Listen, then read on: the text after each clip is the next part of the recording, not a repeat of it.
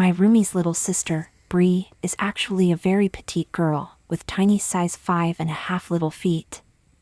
Bree is also a classy girl with a wardrobe to match, and loves to get dressed to the nines and have fun. She is particularly fond of her pointy-toe stilettos, and her slender legs really show them off. Anyway, one night myself and several friends went back to Bree's apartment after we had been out clubbing.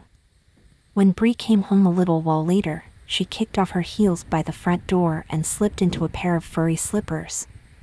She flopped herself down in a beanbag and let out a long sigh of exhaustion, telling us all how tired and sore her little feet were, wiggling and spreading her tiny little toes up on the coffee table.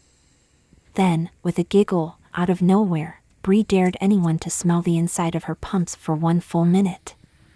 Everyone laughed at first, but our friend Jason said sure, no problem, and got up and walked over to the front door, picked up Bree's pumps, and came back over to the couch and sat down. We all started chanting Jason's name, so he lifted one of the shoes slowly up to his face, closed his eyes and put his nose deep into the toe box of Bree's sweaty little size 5 pump, and began to inhale slowly and deeply. As Jason deeply sniffed the inside of Bree's shoe, his eyes began to slowly roll back into his head. The countdown had only reached 15 seconds when it became obvious that Jason was not offended in the least by Bree's stinky pump aroma. In fact, he only sniffed harder and faster as the seconds passed.